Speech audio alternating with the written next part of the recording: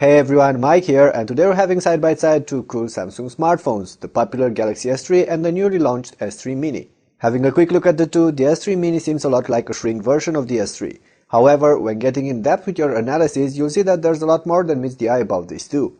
So tag along and I'll explain you the main similarities and differences between them. Design-wise, the S3 and S3 Mini are extremely close.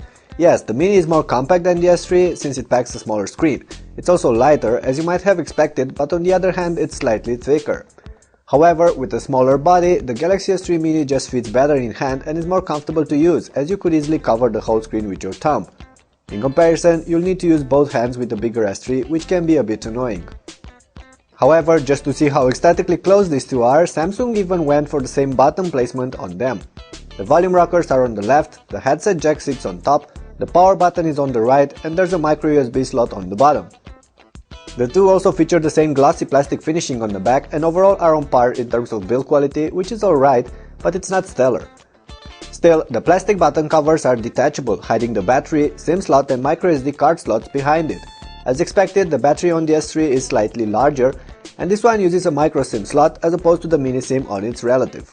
There's also a shooter on the back of these phones with flash and the loudspeaker, but more about this later.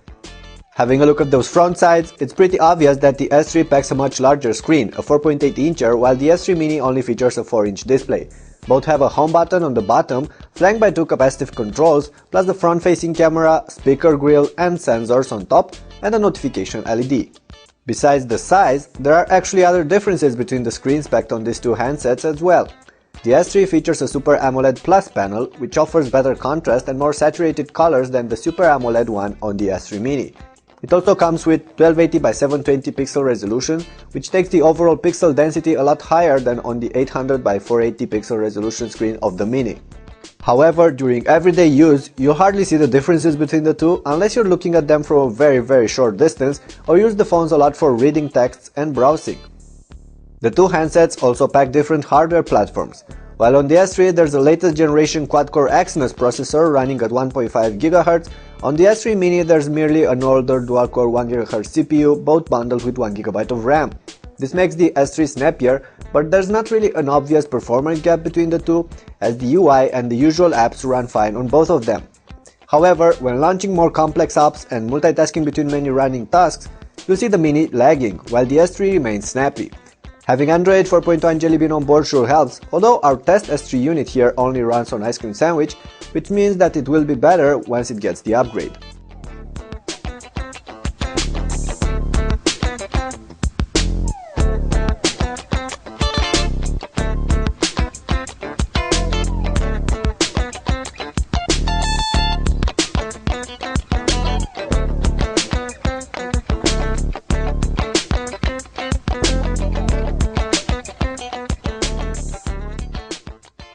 Samsung bundles the same apps on these two devices, including the default Android programs and their S-series software, with S-Planner, S-Memo, S-Voice and other goodies like pop-up video play, Smart Stay and Smart Dialing.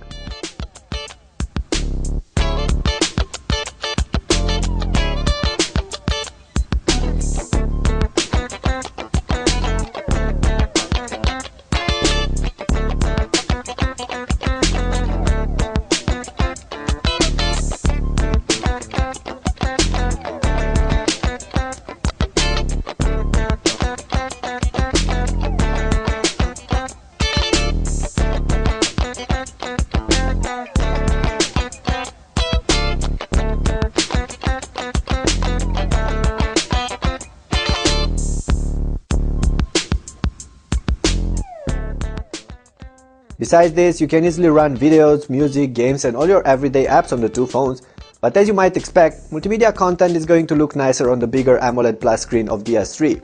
Plus, this one will handle multitasking better since it packs a more powerful hardware. Both these phones come with rear and front-facing shooters. There's a 2-megapixel HD camera on the S3 on the front, but only a VGA one on the S3 Mini. On the back, there's an 8-megapixel camera on the S3 and a 5-megapixel one on the smaller Samsung, both with flash. And yes, the pics and videos coming out of the S3 are overall better, but the shooter on the S3 Mini does a decent job as well, especially when there's proper light around.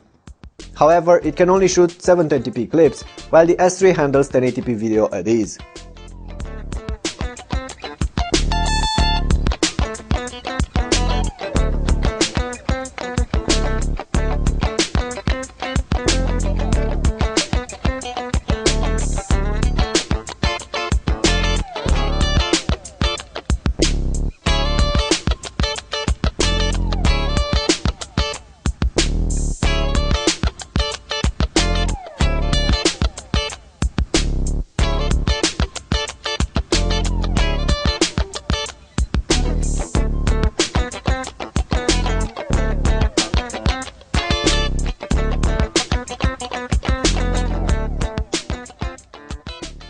The two will of course work as regular phones as well and offer plenty of connectivity options with Wi-Fi, Bluetooth and GPS.